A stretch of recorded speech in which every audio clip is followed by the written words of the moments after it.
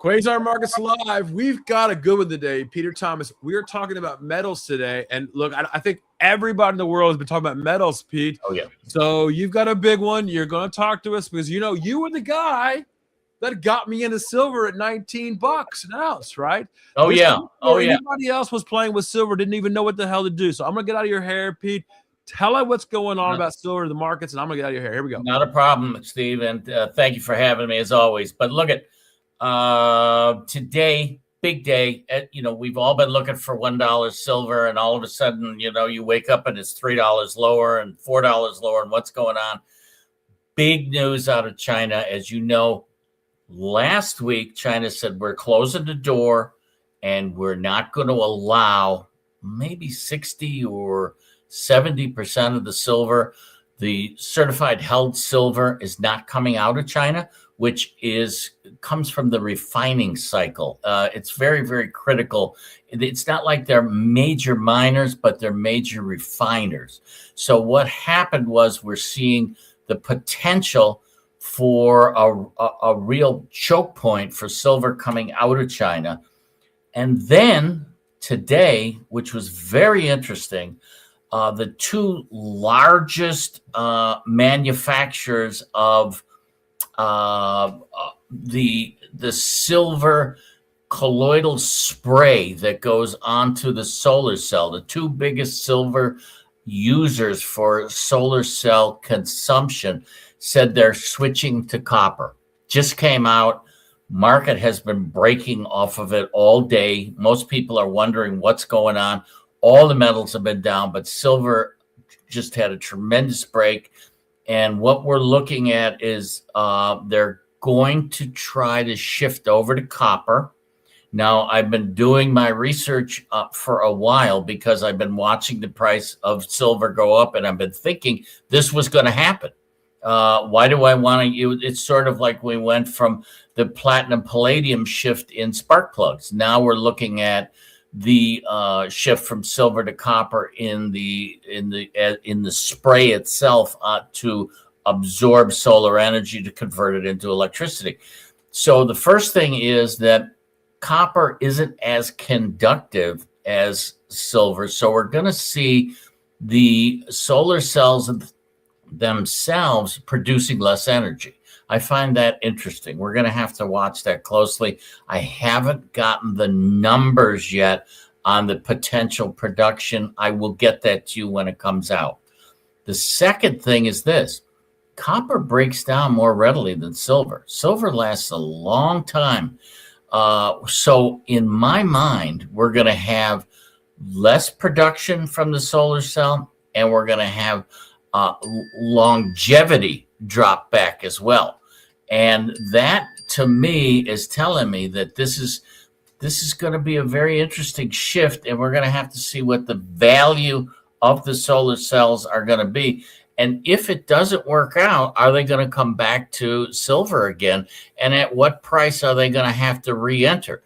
So right now, we're looking at an entire shift in the silver consumption going into the colloidal spray, which isn't as large as a lot of people think it is, but it is consumption. So right here on this show last year with Steve, I renamed silver from a precious metal to a technical metal. And I started referring it to as the technical metal and the usage of it going into electric cars, solar cells, and just the lead silver combination for soldering joints inside of laptops, computers, things of that nature. So we're going to see if one of the larger users in China is going to drop away and go to copper. Yeah, and when I look at Dr. Copper in general, right, has always been a very wild machine in itself. The buyers and the sellers, you don't always know what's going to happen there, and of course the widow makers themselves. But when you look at silver and gold, every time we've had a massive run like this, we've always had a massive crash right in the back end of that, Peter, right? Sure. Oh, yeah, absolutely. Things don't go straight up. Things, castles built to sand. Look, it costs a lot of money to rally a market, Steve. And how much money? Well, let's put it this way. Everybody was running around in circles, waving their hands around, going, oh, they're stealing all the gold from Venezuela. They're going to bring it in and it's going to crash the market. It's 110 tons, 110 metric tons that they're going to be bringing. And that's maybe $23 billion. We're looking at trillions international deficit. It's not a big deal. So it's not as much as you'd think. Let's put it that way. We are in a smaller market, Steve. Yeah, and what's interesting is I love this for one reason only. This is actually given retail traders the ability to get a taste at what's going on in the commodities markets and the futures markets that they have never had in the past, right? This is giving them a good taste of, and one of the cool things about AU Secure is you can actually buy physical from you guys. This is not just about a trading recommendation, right? Well, that's the thing. The thing is that a lot of stock traders and IRA holders, they don't want to dip their toe into futures. I mean, look at the percentages and the risk. They say to us, look, I want to get involved in silver, but I'm not buying a futures contract. I don't want 5,000 ounces. I want maybe 1,000.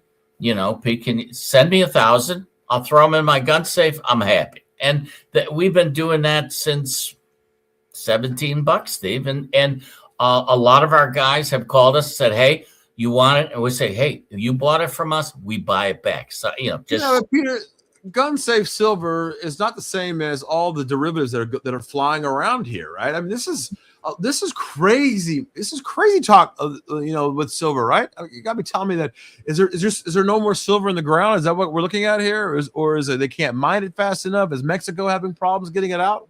Well, what's going on?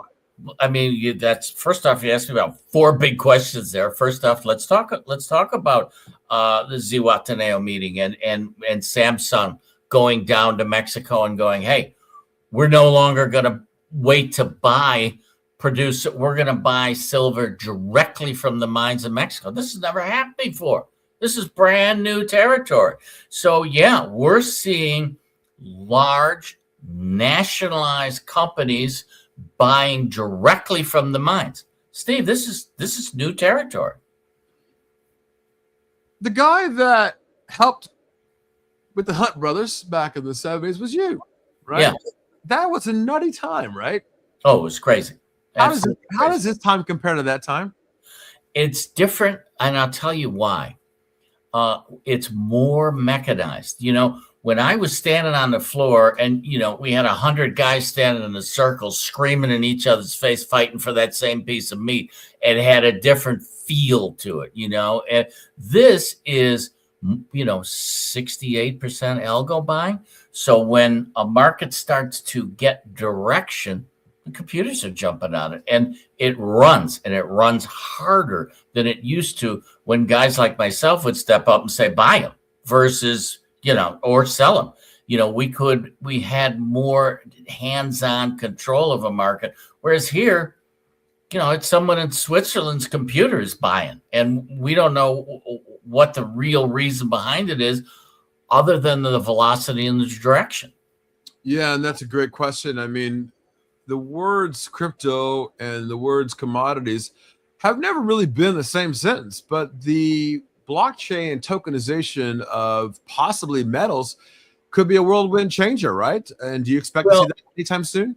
Absolutely. And if you remember, Steve, on Quasar Markets, on your platform, I came on and told everybody at 118,000 in Bitcoin, I said, start cashing the Bitcoin, send me the money, and we'll buy the gold. Now, the gold was at, right in the 2000s. So everybody missed that gigantic break and ended up catching the piece of that rally. So, yeah, there is an interrelationship there, and we just happened to catch that one right. And I know that's what you were thinking about. 100%, man. All right, so the big mic drop was about silver. Yeah, and you definitely called copper. You nailed the copper trade again. So you've nailed them all. Let's go fast forward 6 months in the future. Greenland become part of the United States. Venezuela. If you ask me, and the history of books tells you that when you're looking at hedging against your portfolio of stocks and bonds, and you move it into crypto, and into crypto and into commodities, and moving into things that protect your portfolio. What's going to happen in 6 months to a year? Are we still going to see higher prices of gold and silver and copper, or is this the end of it? Well, I think the important thing here, Steve, is that when you say commodities, remember, these are physical things. We're talking plywood, cattle, gold, silver. These are things that are real, tangible. You buy a share in NVIDIA, it's an entry. Whereas with silver, gold, these are things that, name how many mines have opened in the last 30 years that are producing silver. 0. Okay, there isn't one large silver mine in America that's open. So we've fallen into this crevasse of 4.5, almost 5 years now that we're in 2026 of being in a deficit production for silver. So there's less real product around. And when I look at this run from 19 to 80 plus, right, it just seems to be out of whack. It just seems to be tulips, right? In a lot of ways, but it's really not, right? I mean, is this not a tulip situation? Well, I don't see anybody coming in and eating the bulb, and if someone did, it would certainly be me, So, but I'm looking at it this way. What happened was, all of a sudden, everybody looked around and said, "Wait a minute, we've got electric cars. We're moving into AI consumption. We're going to build new reactors." By the way, here's a number for our viewers: 55,000 ounces of non-recyclable silver goes into a new nuclear reactor. So we start building reactors. Where's the metal coming from? We don't have mines here, So are we going to go to China? China's saying, "Wait a minute. Hold the boat here. We're not selling to you. Now we're in Peru." Well, Peru isn't the number one producer. Their prices are going to go higher. So to answer your question, downstream wise, if we see steady consumption and lack of production, the physical is going to continue to go higher. Not even a question. Love it. All right, Pete, you've given us the mic drop. Silver, silver, silver. I love it. Yep. All right. One last question, Pete. How was your holidays? Oh man, it was great. My one son was at the United Nations for many, many years and posted there, and he was in Thailand. And my other sons were doing some research for B.F. Goodrich, and then my daughter's a doctor, and she's in Reno. So we all kind of Zoomed, so waved at each other, that kind of thing. But it was nice. It was quiet. I didn't do anything crazy. I'm gonna try to take a couple trips here this year. I've been invited offshore. My following in the Middle East wants to see me, and so yeah, it was great. How about you? I had a great one. Quiet, and probably needed a few more drinks, but didn't quite get there. But a good one. Ladies and gentlemen, Peter Thomas, my friend Pete, chairman of AU Secure. You can buy metals right from Pete, not just crypto. I mean, stocks and bonds, actual physical stuff. You can buy gold and silver, rhodium, platinum. You can get stuff you can't get anywhere else because Pete's the man in Chicago. So, Pete, until next time, we'll see you Quasar Markets Live. Happy New Year, Steve. Yeah, thanks for having me.